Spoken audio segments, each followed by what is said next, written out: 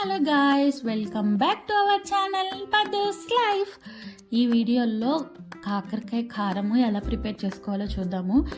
అసలు కాకరకాయ తినని వాళ్ళు కూడా ఇలా ప్రిపేర్ చేసుకుంటే అబ్బా అన్నం మొత్తం తినేస్తారు ఈ కర్రీతోనే. ఇంకా అసలు ఏమీ వేసుకోకుండా తినేస్తారు. చాలా అంటే చాలా బాగుంది.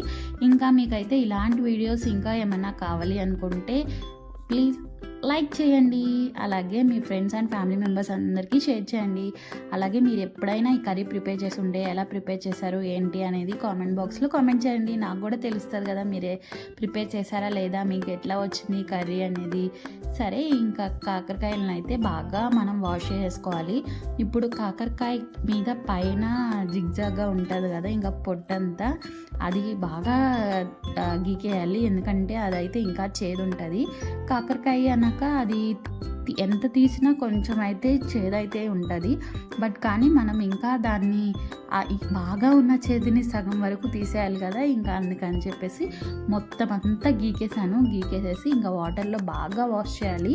ఎందుకంటే మనం అంతా తొక్కు తీసిందంతా ఉండదు కదా, ఇంకా దానికి అంటుకొని ఉంటుంది. ఇంకా అందుకని చెప్పి వాటర్లో వాష్ చేసేసుకొని ఇంకా మనమైతే బాగా ఇంకా వాటర్ ఏమి వండుకోకుండా తీసేసి ఇక కట్ చేసేసుకోవాలి.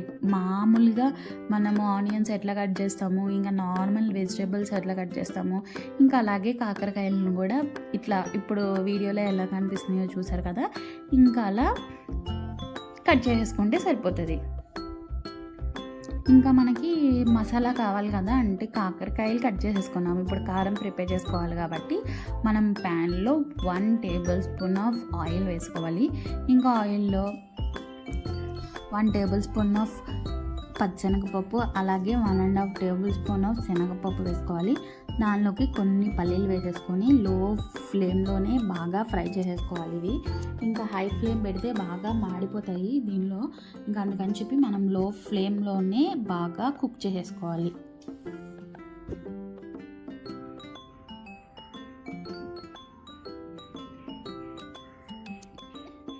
ఇంకా ఇవి అన్నీ బాగా ఫ్రై అయినాయి అన్న తర్వాత మనం మిక్సీ జార్లో వేసేసుకొని ఇంకా అవి చల్లారిన తర్వాత ఒక ఆనియన్ మాత్రం కట్ చేసుకొని మిక్సీలో వేసేసుకుంటున్నాను. అలాగే 1 table spoon of salt, 1 spoon of కారం, అలాగే 1 స్పూన్ జీలకర్ర వేసుకోవాలి.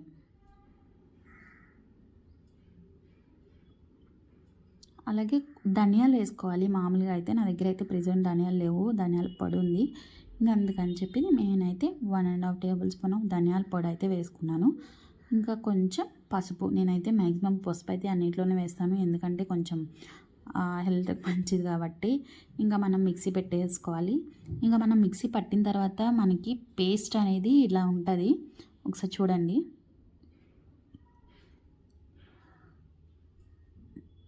ఇప్పుడు ఈ పేస్ట్ని మనము కాకరకాయలు ఫ్రై అయిన తర్వాత వేసేసుకోవడమే.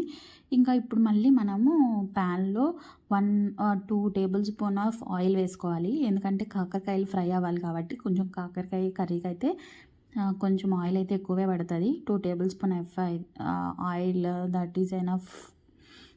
ఈ వీటికైతే చాలు. ఇంకా మనము దానిలోకి మనం కట్ చేసుకున్న కాకరకాయ ముక్కలు అయితే వేసేసుకొని సిమ్ లో ఫ్లేమ్లోనే మనము ఫ్రై చేసుకోవాలి కాకరకాయల్ని.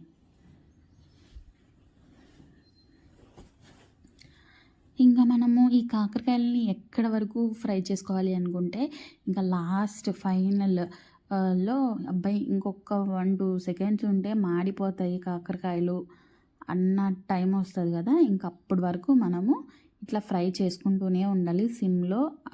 కొంచెం సేపు ఒక 2 మినిట్స్కి ఒకసారి, 1 మినిట్కి అలా ఒకసారి అలా ఫ్రై చేసుకుంటే సరిపోతుంది. చూడండి ఈ వీడియోలో నేను ఎక్కడి వరకు ఫ్రై చేసుకున్నాను. నాకైతే ఇంకొంచెం సేపు ఉంటే నాకు కాకరకాయలు అనేవి మాడిపోతాయి.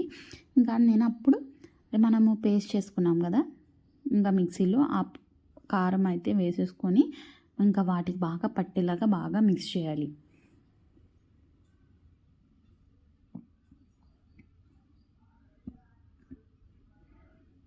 మనం బాగా మిక్స్ అయిపోవాలి. ఈ ప్రాసెస్ అంతా మనము లో ఫ్లేమ్లో మాత్రమే వర్క్ చేయాలి.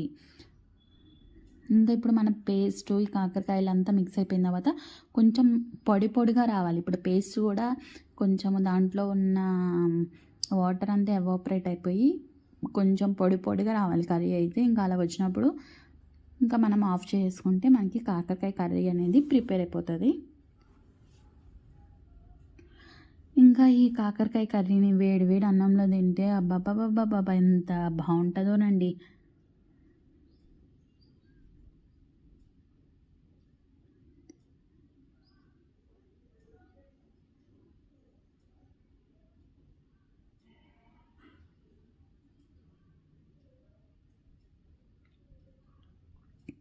ఇంకా నాకు ఈ కర్రీ తిన్న తర్వాత చేసిన తర్వాత ఇంకా వేడి వేడి అన్నంలో కర్రీ వేసుకొని తినాలనిపించేసింది.